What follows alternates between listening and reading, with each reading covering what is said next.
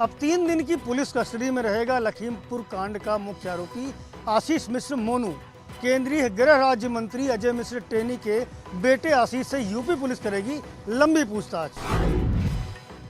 UP police को लखीमपुर में किसानों को जीप से रौंदने के मुख्य आरोपी आशीष मिश्रा उर्फ मोनू की रिमांड मिल गई है। पुलिस ने आशीष मिश्रा से पूछताछ के लिए कोर्ट में रिमांड के लिए अर्जी डाली थी, जिसे कोर्ट ने मान लिया और आशीष मिश्रा को पुलिस कस्टडी में भेज दिया। वैसे आशीष मिश्रा को न्यायिक हिरासत में जेल भेजा गया था।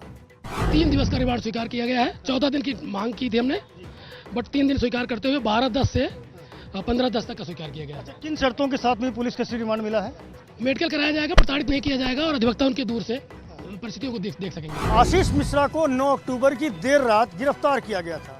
गिरफ्तारी से पहले उससे 12 घंटे लंबी पूछताछ हुई थी। लखीमपुर कांड को कांग्रेस ने आज फिर गरमाए रखा। लखनऊ में प्रियंका गांधी समेत पूरे देश में कांग्रेस ने किया मौन प्रदर्शन।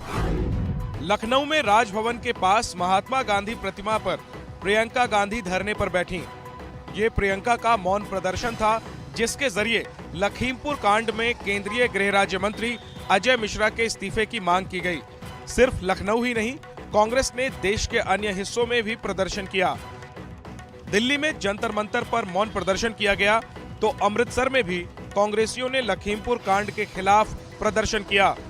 कोलकाता राजभवन के बाहर भी मौन प्रदर्शन किया गया। कांग्रेस कार्यकर्ताओं ने जम्मू में राजभवन के बाहर धरना दिया और अजय मिश्रा की बर्खास्तगी की मांग की। यूपी चुनाव को अब कुछ ही महीने बच गए हैं और ऐसा लग रहा है जैसे इस चुनाव में कांग्रेस लखीमपुर कांड के मुद्दे को गरमाए रखना चाहती है। यूपी चुनाव के लिए कल से रथ यात्रा शुरू करने जा रहे हैं अखिलेश यादव। यात्रा पर निकलने से पहले अखिलेश यादव ने पिता मुलायम सिंह यादव से आशीर्वाद लिया। कल यानी 12 अक्टूबर से यूपी चुनाव के प्रचार के लिए निकल रहे अखिलेश यादव ने पिता मुलायम सिंह यादव से मुलाकात की और उनके पांव छूकर आशीर्वाद लिया। अखिलेश यादव मंगलवार से लखनऊ से समाजवादी विजय यात्रा नाम से कैंपेन शुरू करने जा रहे हैं, जिसमें वो खुद हाईटेक रथ के साथ यूपी के अलग अलग हिस्सों के लिए निकलेंगे। अखिलेश यादव की समाजवादी पार्टी इस बार अकेले ही चुनाव लड़ रही है। 2017 का विधानसभा चुनाव हो या फिर 2019 का लोकसभा चुनाव, अखिलेश यादव ने कांग्रेस और बीएसपी के साथ गठबंधन किया था, लेकिन इस बार वो इस चुनावी समर में अकेले ही उतर रहे हैं। पंजाब में अब एनआरआईज की संपत्ति पर नहीं कर पाएगा कोई अवैध कब्जा। पंजाब की चन्नी सरकार इस सिलसिले में जल्द ही नया कानून लेकर आ रही है। पंजाब में अप्रवासी भारतीयों की प्रॉपर्टी पर बढ़ते अवैध कब्जों की शिकायतों के बाद पंजाब सरकार ने अहम कदम उठाया है। जल्द ही सरकार एक एक्ट लाने वाली है, जिसमें एनआरआईज की प्रॉपर्टी को राजस्व रिकॉर्ड में शामिल किया जाएगा कि ये संपत्ति एनआरआई की है। विदेश में रहने वाले बहुत से पंजाबी पंजाब में अपनी प्रॉपर्टी पर अवैध कब्जों को लेकर परेशान हैं। ਸ਼ਹਿਰਾਂ ਦੇ ਲੋਕਾਂ ਦੇ ਵੀ ਜਿਹੜੇ ਘਰ ਦੇ ਵਿੱਚ ਉਹ ਰਹਿ ਰਹੇ ਹੈ ਲਾਲ ਲਾਈਨ ਕਰਕੇ ਉਹਨਾਂ ਦੇ ਘਰ ਨਾਮ ਨਹੀਂ ਹੈ ਜਾਂ ਰਜਿਸਟਰੀਆਂ ਫਿਰ ਉੱਥੇ ਹੀ ਦਾਖਲ ਹੁੰਦੀਆਂ। ਰੈਵਨਿਊ ਡਿਪਾਰਟਮੈਂਟ ਨੂੰ ਕੰਮ ਦਿੱਤਾ ਹੈ। ਰੈਵਨਿਊ ਡਰੋਨ ਦੇ ਨਾਲ ਪੂਰਾ ਸਿਸਟਮ ਤਿਆਰ ਕਰਕੇ ਉਹਨਾਂ ਦੇ ਘਰ ਉਹਨਾਂ ਦੇ ਨਾਮ ਹੋਣਗੇ। ਇਹਦਾ ਸਕੀਮ ਦਾ ਨਾਮ ਅਸੀਂ ਰੱਖਿਆ ਮੇਰਾ ਘਰ ਮੇਰੇ ਨਾਮ। चन्नी सरकार ने पंजाब में मेरा घर मेरे नाम स्कीम भी लॉन्च की है, जिसके तहत पंजाब के गांव और शहरों में लाल डोरा के अंदर बने घरों को मालिकों के नाम किया जाएगा। जिस प्रोग्राम के ब्रांड एम्बेसडर सोनू सूद हैं, दिल्ली सरकार ने देश के मेंटर नाम का वो प्रोग्राम शुरू कर दिया है। ये प्रोग्राम दिल्ली के सरकारी बच्चों के लिए है। दिल्ली के सरकारी स्कूलों में पढ़ने वाले बच्चों को बेहतर मार्गदर्शन के मकसद से देश के मेंटर प्रोग्राम की शुरुआत हो गई है। मुख्यमंत्री अरविंद केजरीवाल ने आज इस प्रोग्राम को लॉन्च किया। देश के मेंटर कार्यक्रम के जरिए दिल्ली के सरकारी स्कूलों में पढ़ने वाले छात्रों को मेंटर खोजने में मदद मिलेगी, जो उनकी प्रतिभा को तराशने में मदद करेंगे। तो मैं आज इस मंच से देश के सभी लोगों को कहना चाहता हूँ कि आप इस कार्यक्रम में हिस्सा लीजिए, जरूर हिस्सा लीजिए। जब इतने बड़े स्तर के ऊपर पूरे देश से लोग आके बच्चों को मेंटर करेंगे, ये पूरा देश हमारा एक परिवार बन जाएगा। इस प्रोग्राम के तहत अपने क्षेत्र के कामयाब लोग सरकारी स्कूल के 9वीं से 12वीं क्लास तक के बच्चों को गाइड करेंगे। मध्य प्रदेश के देवास में डिप्टी कलेक्टर के घर घुसे चोरों की एक चिट्ठी वायरल हो रही है। जब चोरों को घर में उम्मीद के मुताबिक सामान नहीं मिला तो चोर जाते जाते चिट्ठी छोड़ गए, उसमें एक संदेश भी दे गए। जब पैसे नहीं थे तो लॉक नहीं करना था कलेक्टर। एक कागज पर हाथ से लिखा है संदेश उन चोरों का है जो कल रात देवास के पौष इलाके सिविल लाइन में डिप्टी कलेक्टर त्रिलोचन गौड़ के सरकारी घर में घुसे थे। खाते गांव के एसडीएम त्रिलोचन गौड़ पिछले 15-20 दिनों से घर पर नहीं है। घर पर ताला लगा हुआ था। चोर यहां से कुछ नकदी और चांदी के जेवरात ले उड़े और जाते जाते एसडीएम के नाम ये संदेश भी छोड़ गए कि जब पैसे नहीं थे तो लॉक नहीं करना था। देवास में चोरों की चिट्ठी से सब हैरान है क्योंकि ये हाई प्रोफाइल इलाका है। जिले के एसपी भी इसी इलाके में रहते हैं। सोशल मीडिया पर हिट होने की चाहत इंदौर की एक महिला को भारी पड़ गई। उज्जैन के महाकालेश्वर मंदिर में इंस्टाग्राम वीडियो बनाने के खिलाफ महिला पर एफआईआर दर्ज हो गई। 2 दिन पहले इंदौर की ये महिला महाकाल के दरबार में दर्शन करने पहुंची थी, जहां उसने मंदिर परिसर में फिल्मी गाने पर इंस्टाग्राम रील बनाई थी। ये वीडियो सोशल मीडिया पर वायरल होने के बाद मंदिर के पुजारी और हिंदूवादी संगठनों ने कड़ा एतराज जताया था। मामला तूल पकड़ने के बाद महिला ने माफी भी मांग ली। मेरा मतलब किसी भी राजनीतिक या धार्मिक संगठनों को ठेस पहुंचाने का नहीं था, पर अगर मेरी वजह से किसी को भी ठेस पहुंची हो या राजनीतिक, सामाजिक या धार्मिक संगठनों को ठेस पहुंची हो तो मैं उसके लिए बहुत बहुत माफी चाहती हूं। लेकिन वीडियो बनाने वाली महिला का ये माफीनामा काम ना आ सका। उसके खिलाफ 2 धाराओं में मुकदमा दर्ज हो गया है। नवरात्र पर नए नोटों से सजे हैं आंध्र प्रदेश और तेलंगाना के 2 मंदिर। इन दोनों ही मंदिरों की सजावट के लिए करीब 9.5 करोड़ से ज्यादा के नोट लगे हैं। नोटों की मालाएं, नोटों से बने फूल, नोटों की सजावट, नोटों से बना गलियारा, नोटों से सजी मंदिरों की दीवारें। जहां नजर दौड़ाइए वहीं नोट ही नोट है, वो भी एकदम नए और करारे नोट। इतने नोट के देखकर आंखें चौंधिया जाएं। और इन नोटों की कीमत कितनी है पता है? 4,44,44,444 रुपए।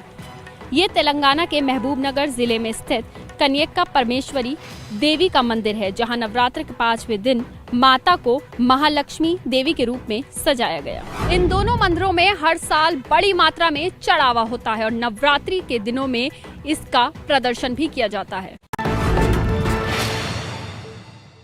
इटली में सार्वजनिक जगहों पर जाने के लिए ग्रीन पास जरूरी किए जाने के मामले को लेकर इन दिनों भारी विरोध हो रहा है।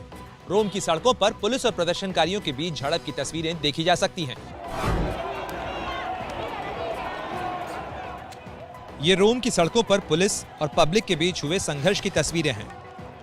पुलिस और प्रदर्शनकारी एक दूसरे से भिड़ गए। ये सब हो रहा है इटली सरकार की ओर से कोविड को लेकर जारी ग्रीन पास के फैसले के खिलाफ, जिसमें सार्वजनिक जगहों पर उन्हीं को जाने की इजाजत होगी जो या तो कोरोना वैक्सीन लगवा चुके हैं या हाल ही में कोरोना नेगेटिव टेस्ट रिपोर्ट लेकर जाएंगे। इटली सरकार इस फैसले को 15 अक्टूबर से लागू करने जा रही है। इटली में कामकाजी लोग अगर इन नियमों को नहीं मानेंगे तो कर्मचारियों और उनकी कंपनी दोनों को जुर्माना भरना होगा।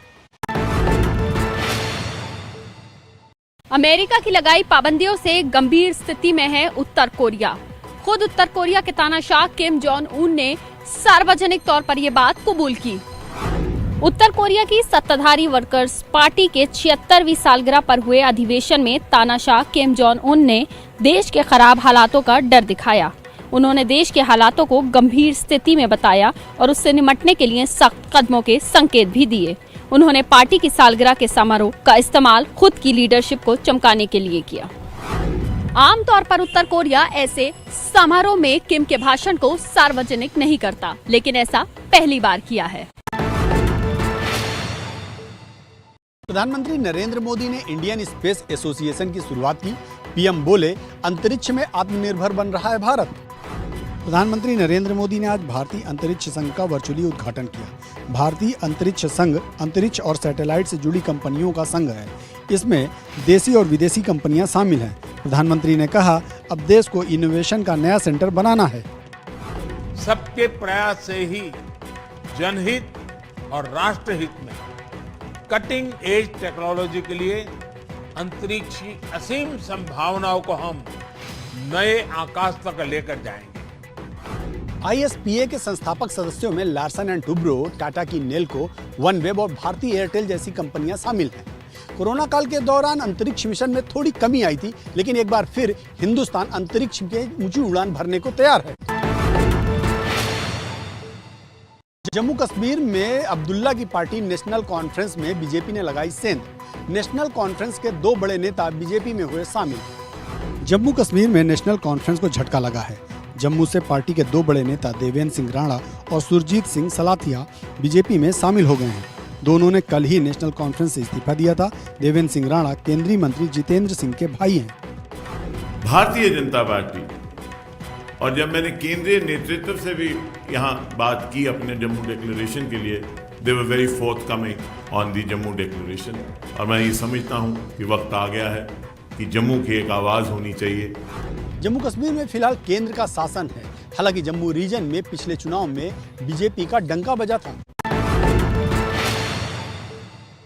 जम्मू के पुंछ जिले के सुरनकोट से आ रही है एक बड़ी और बेहद दुखद खबर। दरअसल जम्मू के पुंछ के सुरनकोट में सेना और आतंकियों के बीच जारी मुठभेड़ में 5 भारतीय जवानों ने शहादत दी है। दरअसल सुरक्षा बलों को आज सुबह ही इस बात की जानकारी मिली थी कि जम्मू के सुरनकोट इलाके में करीब 3 आतंकी जंगल के इलाके में छिपे बैठे हैं। इस गुप्त सूचना के आधार पर भारतीय सेना ने वहां एक सर्च और कॉर्डन ऑपरेशन शुरू किया। इसी सर्च एंड कॉर्डन ऑपरेशन के दौरान जैसे ही भारतीय जवान उन आतंकियों को खोज रहे थे, आतंकियों ने अचानक से फायरिंग शुरू कर दी। इस फायरिंग में 5 भारतीय जवान, जिनमें से 1 जेसीओ और 4 जवान हैं, वो बेहद गंभीर रूप से घायल हो गए, जिन्हें वहां से उपचार के लिए निकटतम अस्पताल ले जाया गया। वहीं उपचार के दौरान इन 5 जवानों ने देश के लिए अपना सर्वोच्च बलिदान दिया। कोयले की सप्लाई कम होने से बिजली संकट की खबरों को केंद्र सरकार ने किया खारिज, लेकिन कई राज्यों में हो रही है बत्ती गुल। केंद्र सरकार कोयला बिजली संकट को भले ही खारिज कर रही हो, लेकिन राज्यों में बिजली के हालात कुछ और ही कहानी बयान कर रहे हैं। दिल्ली, महाराष्ट्र के साथ बीजेपी शासित राज्यों में भी कोयला सप्लाई प्रभावित होने से बिजली की किल्लत शुरू हो गई है। देश के सबसे बड़े सूबे यूपी में कोयले से बिजली संकट गहराया है। कई पावर प्लांट में सिर्फ 1 दिन से भी कम का कोयला होने का दावा है। कोयले की कमी से बिजली संकट पर सीएम योगी ने केंद्र सरकार को चिट्ठी भी लिखी है। मध्य प्रदेश में 4 थर्मल प्लांट अभी आधा काम ही कर पा रहे हैं। मध्य प्रदेश में यहां सिर्फ 3 दिन का कोयला बचा है। दिल्ली सरकार भी बिजली सप्लाई कम होने पर केंद्र पर निशाना साध रही है। हम पूरी कोशिश कर रहे हैं केंद्र सरकार के साथ मिलके। हम नहीं चाहते कि किसी भी तरह की आपात स्थिति पैदा हो। पूरे देश के अंदर इस टाइम स्थिति काफ़ी नाजुक है। कई सारे मुख्यमंत्री केंद्र सरकार को लिख चुके हैं इस बारे में। ड्रग्स मामले में गिरफ्तार अभिनेता शाहरुख खान के बेटे आर्यन खान को 2 दिन और जेल में बिताने होंगे। कोर्ट अब जमानत याचिका पर 13 अक्टूबर को सुनवाई करेगी। 4 दिन से जेल में बंद शाहरुख खान के बेटे आर्यन खान के अगले 2 दिन भी जेल में ही गुजरेंगे और उसके बाद तय होगा कि उन्हें जमानत मिलेगी या नहीं। दरअसल आज मुंबई सेशंस कोर्ट में नारकोटिक कंट्रोल ब्यूरो ने जवाब दाखिल करने के लिए 2 दिन का और समय मांगा। आर्यन के वकील ने बहस करते हुए कहा कि एनसीबी पहले से ही समय ले चुकी है। अब और समय मांगने से जमानत के फैसले पर देरी हो रही है। हालांकि एनसीबी का पक्ष सुनने के बाद सेशंस कोर्ट ने सुनवाई के लिए अगली तारीख 2 दिन बाद की दी है। बुधवार को 11 बजे सुनवाई होगी, क्योंकि एनसीबी ने उन्होंने बताया, उनके वकीलों ने बताया कि उनको रिप्लाई फाइल करना है। बुधवार को हम सुनवाई करेंगे। They don't want to give you a birth. They want surrogacy. So there is a paradigm shift in our thinking, which is not good.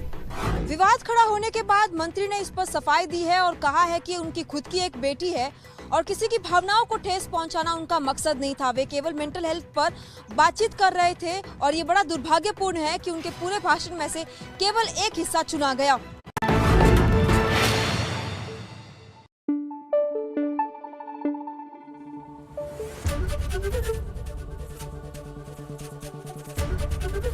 ABP news आपको रखे आगे।